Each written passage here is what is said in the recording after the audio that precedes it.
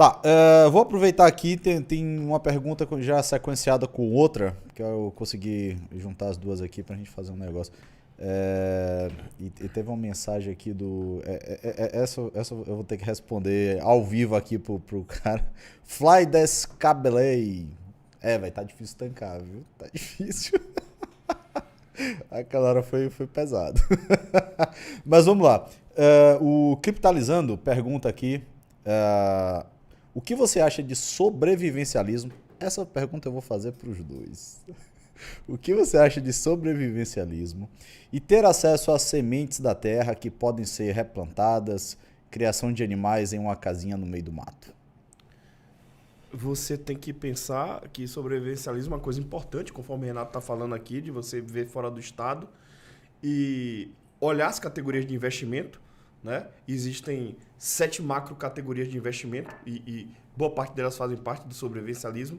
Então, na primeira categoria, você classifica as commodities não produtivas, né? As commodities não produtivas são ouro e prata, alimentos que você pode estocar numa situação de crise, numa situação de hiperinflação, né? Numa situação de caos, que a gente está vendo aqui no nosso país beirando acontecer, né? Então, você precisa estocar alimentos, água, combustível, munição, né? Que todos esses são commodities, commodities não produtivas, e elas têm a característica muito próxima ao que é o dinheiro, que elas têm fungibilidade, elas têm valor, né? Então você pode trocar, elas valem muito próximo do dinheiro, né? Só ouro e prata é dinheiro, né? Não é moeda, moeda é moeda de papel. Então você passa para essa primeira categoria. Então isso passa para o sobrevivencialismo, a primeira categoria de investimento, commodities não produtiva.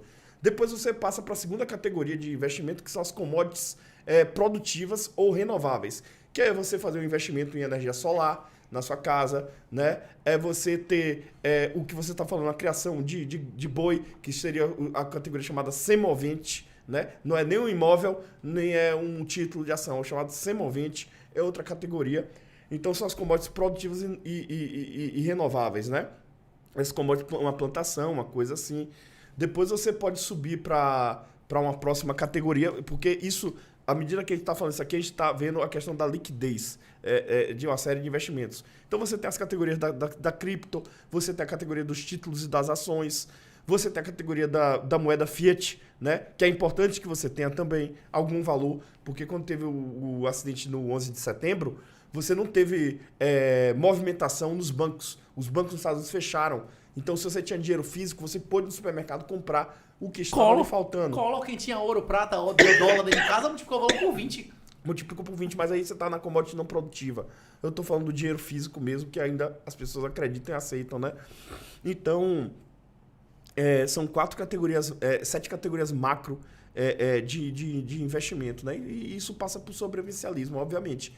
Você tem que estar preparado, porque você não tem como defender seu patrimônio se você não sabe lutar, se você não tem arma, se você não fez um treinamento, se você não investiu nisso, né? Se sua família não está preparada. Então, uma das recomendações imobiliárias que a gente gosta muito de falar é o seguinte: primeiro, se você quiser comprar um imóvel, primeiro compre, por exemplo, um imóvel comercial, que é um imóvel onde você vai desenvolver sua atividade empresarial e o público precisa reconhecer aonde você está. Depois você pode ter seu imóvel residencial, depois do comercial. E posteriormente, em vez de você ir para uma casa de praia, poxa, compra uma fazenda no campo, você fazer um investimento em energia solar, ter um semovente lá, ter uma plantação, ter um estoque de alimentos, ter alguma coisa que esteja off-grid, né? Fora da rede, fora do sistema, né? Fala aí, Renato, o que você acha aí? Quem comprou terras na Argentina e na Venezuela se armou, porque depende da ameaça. E a questão é a seguinte: nós vivemos um colapso societal no colapso da Idade do Bronze. A maioria das cidades do mundo deixaram de existir, a maioria das sociedades deixaram de existir, a maioria das regiões deixaram de... a maioria das regiões desaprenderam a escrever e ler no colapso da Idade do Bronze.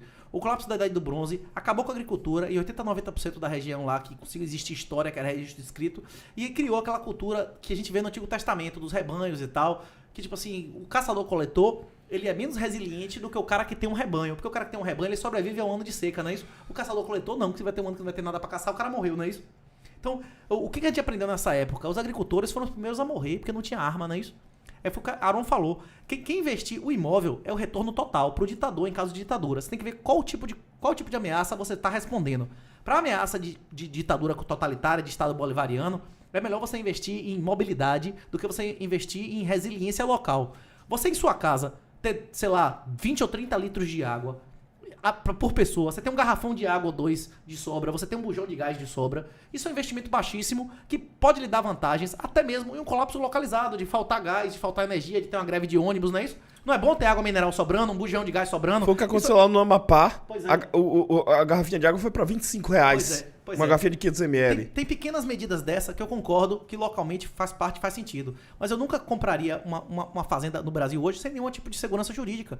Hoje você fazer um condomínio rural com 30, 40, 50 pessoas faz sentido. Até você ter benefícios fiscais de comprar carro com desconto, pegar financiamento e tal. Mas você vai comprar uma terra, sendo que Bolsonaro deu 500 milhões de fazendas de graça. Você acha que Lula vai dar mais ou menos milhões de fazendas de graça? Você vai comprar um imóvel, sendo que Bolsonaro deu milhões de imóveis e Lula... Bolsonaro prometeu 1 milhão de imóveis extras por ano só pra mulheres, não é isso? Você acha que Lula vai dar mais ou menos do que isso? Então eu não compraria uma coisa que está sendo distribuída de graça, né? O valor das coisas vem da escassez. Isso tem na Bíblia, inclusive. Eu acho que no caso do Brasil, a gente teria que... A depender da ameaça, se a ameaça for o Estado, o principal é você ter resiliência de comida por uma semana e de água por um mês. E além disso, você ter possibilidade de sair do país. O que salvou gente na Venezuela, o que salvou gente em Cuba, o que salvou gente no Camboja, Angola, Moçambique, não era ter roça. Quem tinha roça nesses lugares morreu, não é isso? Quem tinha gado nesses lugares morreu. Perdeu tudo. As pessoas sobreviveram nesses lugares é que tinha como vazar. E o problema é que esse trechinho entre Salvador e Sergipe é o lugar mais longe de fronteira do Brasil. Aqui especialmente, tem muitas pessoas no Brasil que moram em Foz do Iguaçu, fogem andando, não é isso ou não? Agora aqui, se você tiver cair fora, velho, é bom você estudar vela, viu? É bom você ter noção de vela. Ter noção de vela pode salvar a sua vida, viu? Até então, mais do que arma de fogo. Renato, deixa eu te dizer uma coisa, Renato. Você tá certo no que você tá falando, mas entenda que o apocalipse pode ser de várias formas. Isso. Pode ser uma invalidez por acidente do cara. Não, mas eu tô falando do apocalipse de sua mulher acusar você de ser pedófilo com seus filhos. Você vai fugir como? Você vai fugir andando? Não, peraí, pô. Peraí. Sim. Pode ser uma invalidez por acidente, o cara não poder andar e o cara precisa de um seguro.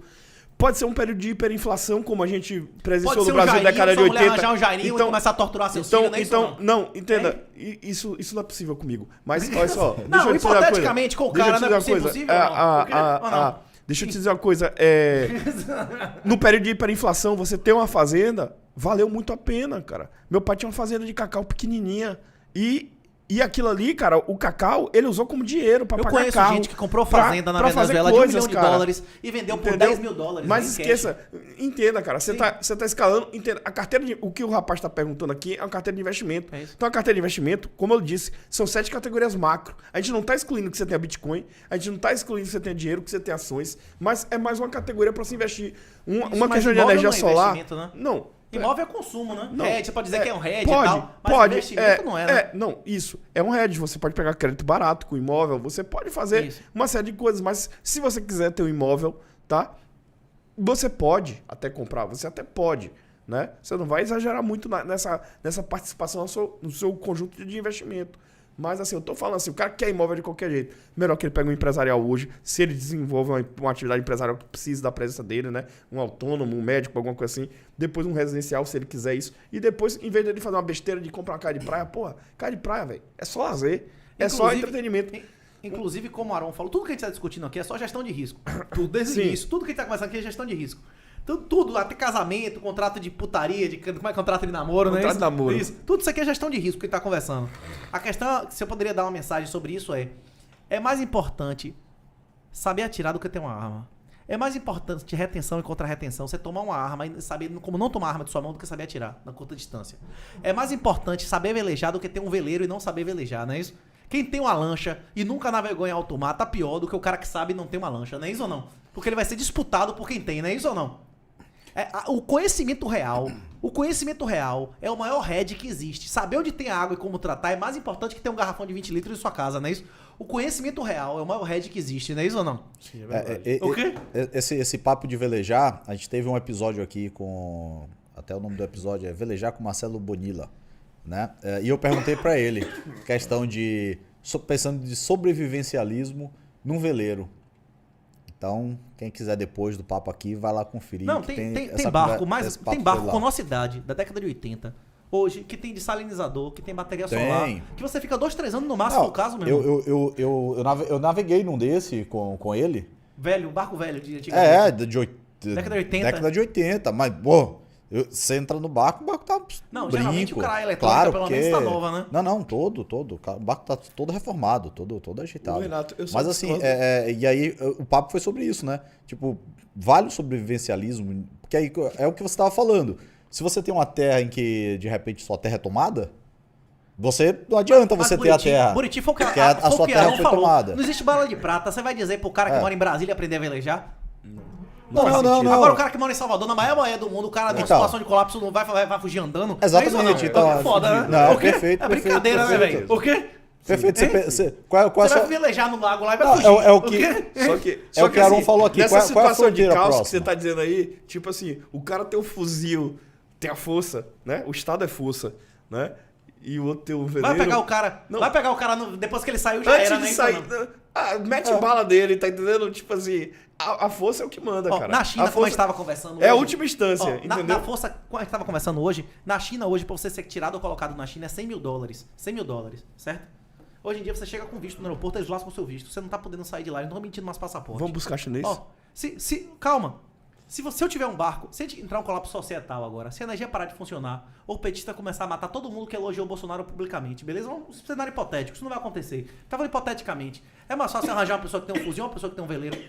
O veleiro. Cai fora. E vai ser difícil arranjar alguém que tem um fuzil pra ir comigo? E meter bronca e se aparecer um pirata, eu deixando ele levar a mulher e o filho? Também é difícil? não. Pois é, pelo amor de Deus. Não, tudo isso é útil. É útil saber atirar, é útil ter fuzil. Eu não tô dizendo que não é. Eu tô dizendo que não é. Tô dizendo que na nossa situação específica, pra quem tá de Salvador até Sergipe, é o lugar mais longe pra você fugir andando do Brasil, não é isso ou não? Se você não tiver nenhuma noção de mar, você vai se lascar. Inclusive não é só pro mar, não. Quem sabe velejar tem noção de navegação astronômica. Você olha pro céu e sabe onde você tá no planeta. Não é isso ou não? Tem.